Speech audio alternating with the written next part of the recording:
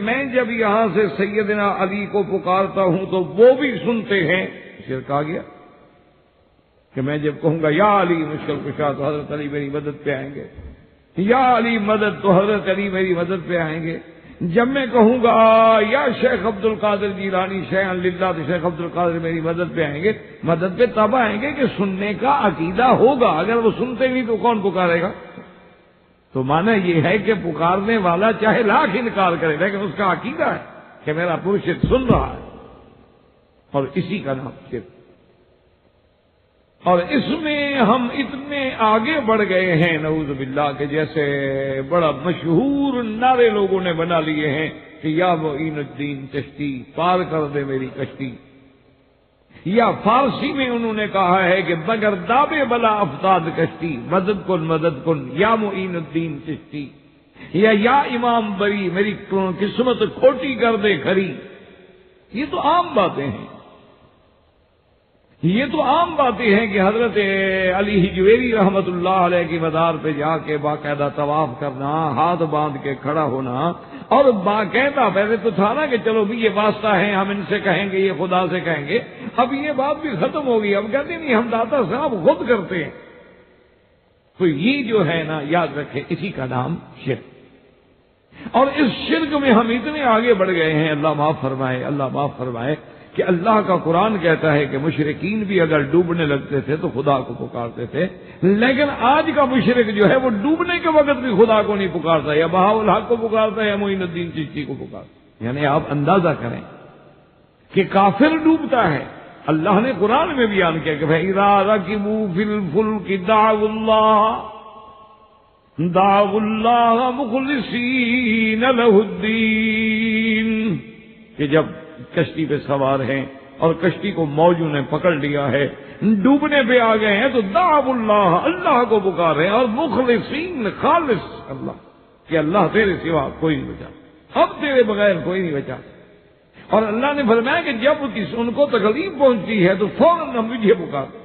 لیکن ایک ہمارا عجیب مشرک ہے کہ اگر کشتی میں بھی ڈوبنے لگے تو کہتا ہے مدد کن یا معین الدین چشتی, اور باقاعدہ نعرے لگا کے کہتے ہیں کہ بھئی یا بہاء الحق ہمارا بیڑا تھک. یعنی اس سے بڑا شرک آپ اندازہ کریں کہ کیا ہوگا. ہمیں تو حیرت ہوتی ہے کہ اگر اللہ تبارک و تعالیٰ قادر ہیں, اگر وہ آج حضور کے زمانے کے مشرکین کو زندہ کر دے اور وہ ہمارے لوگوں کا شرک دیکھے نا, میرے خیال میں تو بھاگ جائیں. یعنی آپ تصور نہیں کر سکتے جو ہمارے ہاں شرک ہو رہا, ہمارے ہاں جو شرک ہو رہا ہے اور جو نعوذ باللہ خرافات ہو رہے ہیں. یعنی پہلے تو ہم نے سنا تھا نا کہ جی ہندوؤں میں ایک فرقہ ہے جو اعضاء تناسلیہ, مرد اور عورت کے اعضاء جو اللہ نے بنائے, اسے دیکھ لیں کہ حضرت سلیم الدین چشتی کی مزار پہ, یا خواجہ نظام الدین اولیاء کی مزار پہ, یا اسی طرح حضرت علی حجویری کی مزار پہ, حضرت فرید الدین شکر گنج کی مزار پہ, حضرت بہاء الدین زکریا ملتانی کی مزار پہ, حضرت محبوب سبحانی کی مزار پہ آپ جا کے دیکھیں, آپ حیران ہوں گے. اللہ کے کعبے میں اس محبت و تڑپ سے سجدہ نہیں ہوتا جو وہاں مزار پہ. اللہ کے کعبے کا اتنی ادب سے طواف نہیں کرتے جو وہاں ہوتا ہے. ساری ساری رات ہاتھ باندھ کے کھڑے. قوالیوں میں ان کو اتنا لطف آتا ہے, اتنا حال آتا ہے, اتنا وجد آتا ہے کہ سر رات قرآن پڑھو تو ذوق نہیں آتا. آپ خود یعنی یہ ایک تو ہوتا ہے نا اعتراض, کہ اعتراض برائے اعتراض نا. آپ کبھی آخر اپنے ملکوں میں جاتے ہیں نا, کبھی بطور تجربہ وہاں چلے جائیں کہ وہاں قوالی ہو رہی ہے. اچھا قوالی بھی چلو, یعنی قوال نہیں بلکہ قوالی بھی عورتیں کر رہی ہیں, عورت گا رہی ہے, مغنیہ گا رہی ہے, جس کے آواز سننے پہ اللہ کے نبی نے لعنت فرمائی ہے, جس کے گانے پہ لعنت فرمائی ہے, جس غیر محرم عورت کے دیکھنے پہ لعنت فرمائی ہے, اس کے بال کھلے ہوں تو لعنت فرمائی ہے, مزامیر جو گاجے باجے ہیں ان پہ لعنت فرمائی ہے. لیکن وہ اسی میں جناب ایسے مدہوش ہیں اور ایسے حال آ رہے ہیں اور ایک ایک شیر پہ کھڑے ہو کے ایسے ناچ رہے ہیں اور بے ہوش ہو کے مست ہوئے ہیں. سارا قرآن پڑھ جاؤ مجا لے, ان کو ذوق آئے. تو یہ آخر کیا ہے؟ یعنی شرک کی بھی کوئی حد ہوتی ہے. یعنی آپ اندازہ کریں کہ یہ جرت ابو جہل کر سکتا ہے کہ خدا کے پلے میں وحدت کے سوا کیا ہے. وہ کہتا ہے اب خدا کے بعد ہے ہی کیا، اکیلا ہی رہ گیا، توحید ہی ہے نا، باقی ہے کیا؟